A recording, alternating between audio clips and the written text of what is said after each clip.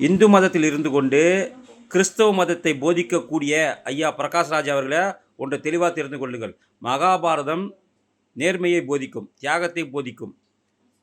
ராமாயணம் ஒழுக்கத்தை போதிக்கும். அதே போல் ஒரு மனிதன் எப்படி வாழ வேண்டும், எப்படி வாழக்கூடாது என்பதற்கு சான்றெல்லாம் அதில் நிறைய இருக்குது. அதே போல் தொல்காப்பியம், சிலப்பதிகாரம், நிறைய நூல்கள் சுட்டு போடலாம். இதை படித்தவன் எவனும் தவறான வழிக்கு போக மாட்டான். இதை படிக்காத தற்குறிகள்லாம் இருக்குது பார்த்தியா, அவர்களை பின்பற்றக்கூடிய நபர் நீங்கள். வளர்த்த பொண்ணியை கல்யாணம் பண்ணிக்கிறவன், காம கதைகள் எழுதினவன், அவனை பின்பற்றவனுக்கு இந்து தர்மம் பற்றி என்னடா தெரியும்? அதுதான் நாங்கள் கேட்குறோம். நீ பெரியாரை பின்பற்றுகிற, கலைஞரை பின்பற்றும் போது உனக்கு இந்து தர்மத்தை பற்றி உனக்கு என்ன தெரியும்? இந்து தர்மத்தை பின்பற்றக்கூடிய நரேந்திர மோடியை பற்றி பார். ஒரே ஒரு குற்றச்சாட்டு, பெண் குற்றச்சாட்டு இருக்கா? ஒரே ஒரு ஊழல் குற்றச்சாட்டு இருக்கா?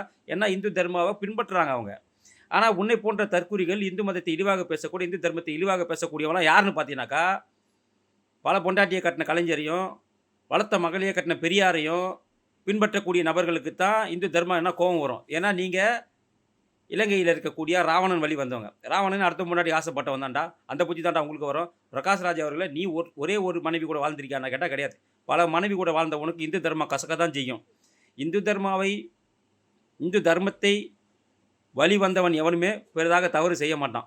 அவனுக்குள்ளே அந்த குற்ற உணர்ச்சி இருக்கும். ஏன்னா நாங்கள் தப்பு செஞ்சால் தண்டனை கொடுப்பார் சாமின்னு நம்பி வந்தவனுங்க. ஆனால் நீங்கள் அப்படி கிடையாது. சாமியே இல்லைன்னு சொல்லி வந்தவனுங்க. இன்றைக்கி இவ்வளோ குற்றச்சாட்டுகள் இவ்வளோ நடக்குதுன்னா அது காரணம் இதுதான். சாமியே இல்லை நீங்கள் சொன்னீங்க. ஆனால் அந்த காலத்தில் நாங்கள் சாமி இருக்குது, தப்பு செஞ்சால் சாமி கண்ணு குத்தோம், தப்பு செஞ்சால் நீங்கள் நரகத்துக்கு போவீங்கன்னு சொல்லி வளர்த்தனால ஒழுக்கமாக வளர்ந்தார்கள். ஆனால் என்றைக்கு இந்த இந்த பெரியார் வந்தானோ, அவனை பின்பற்றக்கூடிய இந்த உன்னை போன்ற பல அப்பனுங்களுக்கு பிறந்தவன் வந்தானோ, அன்னையோட முடிஞ்சு போச்சு. ஒழுக்கம்னா என்னென்னே தெரியாமல் தமிழ்நாடுன்னு திரிந்து கொண்டிருக்குது. நீ பேப்பரை தந்தால் கள்ளக்காதல் தான். இதற்கு காரணம் பெரியாரை படித்தால் இதுதான் நடக்கும். இதே இந்து தர்மாவை படித்தாக்கா இது போன்ற செயல்கள் இருக்காது, ஒழுக்கமாக வளருவான். நீங்கள் அந்த காலத்துலேருந்து இந்த காலம் வரைக்குமே எங்களுக்கு படிப்பில் பெரியாரையும் கலைஞரையும் அண்ணாவை தான்டா சொல்லிக் கொடுத்தீங்க. என்றைக்கடா மகாபாரதி ராமாயணத்தை சொல்லிக் கொடுத்தீங்க? அதனால தான்டா இன்றைக்கி இருக்கக்கூடிய இந்த தலைமுறை சீர்கெட்டு சின்ன பின்னமாகி இன்றைக்கி தற்கூறிகளாக திரிந்து கொண்டு இருக்கிறார்கள். உன்னை போன்ற தற்கூறிகள் நிறைய பேர் உருவாக இருக்கிறார்கள். கேட்டாக்கா இவன் பெரியாரை படித்தான். பெரியாரை படித்து ஒரே ஒருத்தனை சொல்கிறா ஒழுக்கமாக வாழ்ந்தான்னு ஒரே ஒருத்தனை சொல்கிறா. பெரியாரை நான் படித்ததுனால ஒரு பொண்டாட்டி தான் வாழ்ந்தேன்னு ஒருத்தனை சொல்கிறா பார்க்கலாம். பெரியாரை பின்பற்றக்கூடிய நான் ஒரு மனைவியோடு தான் வாழ்கிறேன் ஒருத்தனை சொல்கிறா பார்க்கலாம். எவனும் கிடையாது. ஆனால் இந்து தர்மாவை பின்பற்றக்கூடிய நிறைய பேர் இன்றைக்கி ஒழுக்கத்தோடு அறநெறியோடு வாழ்ந்து கொண்டிருக்கிறார்கள்.